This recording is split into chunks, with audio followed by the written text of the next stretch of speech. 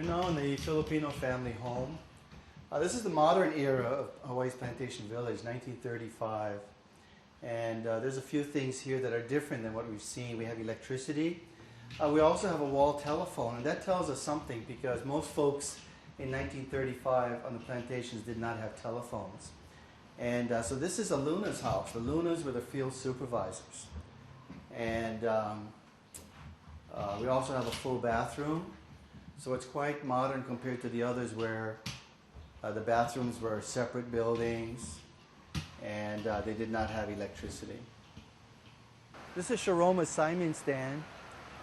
It was located next to the bathhouse that we visited. And it was really a smart idea on the part of the Sharomas because people might come home from the fields and they don't feel like going home and cooking a meal. They could just buy an inexpensive bowl of noodles.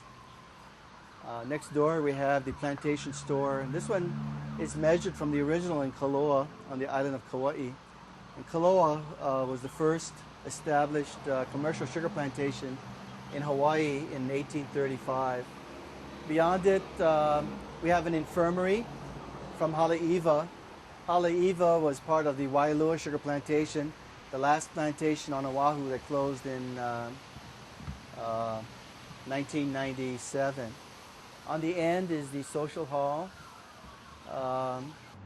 The social hall is measured from the original structure in the Hamakua coast of the Big Island of Hawaii.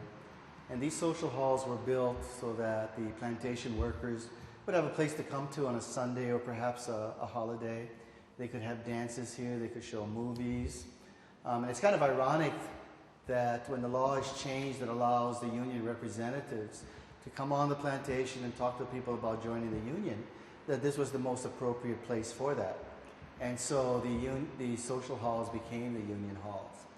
What makes this a unique feature here also in this village is that this is the only structure that has electricity.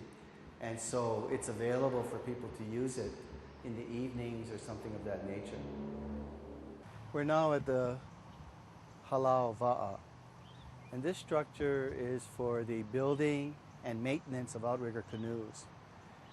It may look like the oldest structure here, but it's really the newest in this village. And we'll find that there are, I believe, 4 modern versions of the halau around the island of Oahu, and that's to perpetuate and keep alive the outrigger canoeing. In the old days, people could leave their canoes on the beach. Nobody would bother them. Today, that's impractical, and so these hula halau, or rather the halau va'as, were placed so that the canoes would not have to be dragged from the beach home, because they do weigh a lot. And so hopefully that will keep this culture alive in Hawaii today.